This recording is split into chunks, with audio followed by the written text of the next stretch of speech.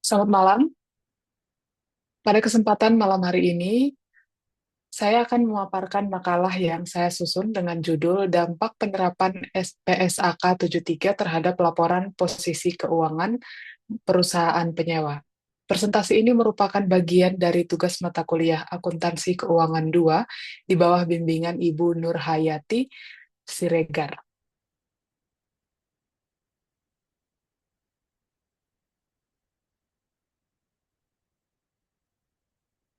Latar belakang, transaksi sewa merupakan metode pembiayaan yang lazim digunakan perusahaan.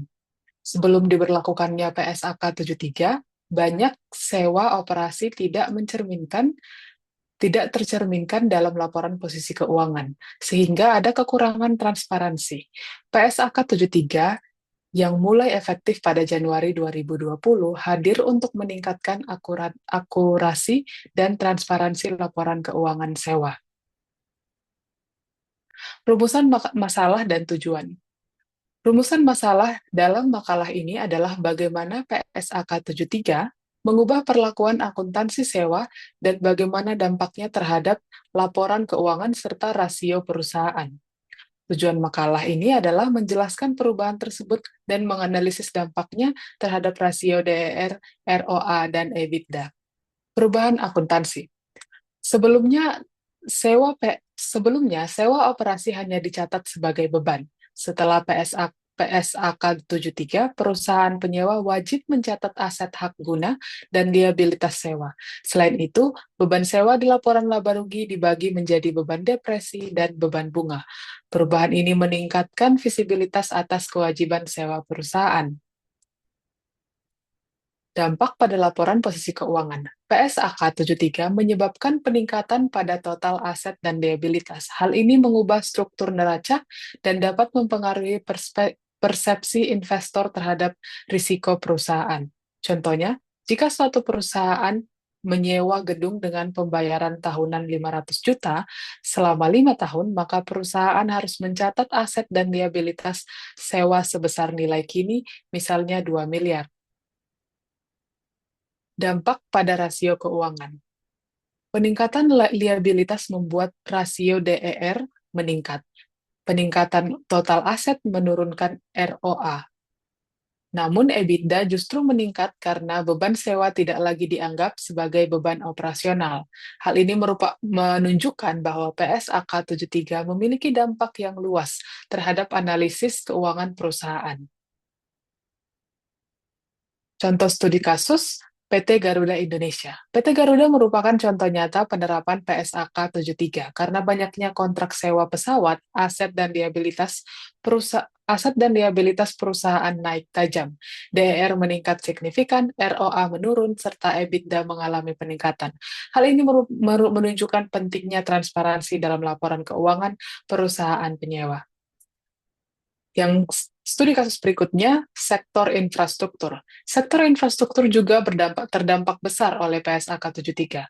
Perusahaan konstruksi dan transportasi darat yang bergantung pada aset sewaan mengalami peningkatan total aset dan liabilitas. ROA menjadi rasio yang paling berdampak karena total aset naik cukup tajam tanpa peningkatan laba sebanding. Pada slide ini, kita melihat sebuah studi kasus dari PT XYZ atau contoh soal yang menyewa gedung kantor selama 5 tahun. Pembayaran sewa dilakukan sebesar 200 juta setiap akhir tahun, dan tingkat diskonto yang digunakan adalah 10% per tahun. Tugas kita adalah menghitung nilai kini dari aset hak guna dan liabilitas sewa yang harus diakui pada awal masa sewa, serta menyusun jurnal akuntansi pada saat pengakuan awal. Untuk menghitung nilai kini, kita menggunakan rumus present value annuities biasa, karena pembayaran dilakukan di akhir periode. Setelah memasukkan nilai-nilai ke dalam rumus, kita memperoleh faktor diskonto sebesar 3,7908. Maka nilai kini dari total pembayaran sewa selama 5 tahun adalah 200 juta dikali 3,7908, hasilnya adalah 758.160.000. Nilai ini akan diakui sebagai aset hak guna dan juga sebagai liabilitas sewa pada awal masa sewa. Maka jurnal pengakuan awalnya adalah aset hak guna sebesar 758.160.160 di bagian debit, dan di bagian kredit adalah liabilitas sewa sebesar 758.160.000. Ini mencerminkan bahwa perusahaan telah memperoleh hak untuk menggunakan aset dan pada saat yang sama memiliki kewajiban untuk membayar sewa di masa depan. Kesimpulannya, secara keseluruhan PSAK 73 membawa peningkatan transparansi dan akurasi, namun juga menuntut perusahaan melakukan penyesuaian strategi keuangan. Rasio keuangan berubah secara signifikan yang berdampak pada cara investor dan analis menilai kinerja dan risiko perusahaan. Saran bagi perusahaan. Bagi perusahaan penting untuk menyesuaikan strategi pelaporan agar perubahan keuangan tidak disalahartikan oleh pemangku kepentingan.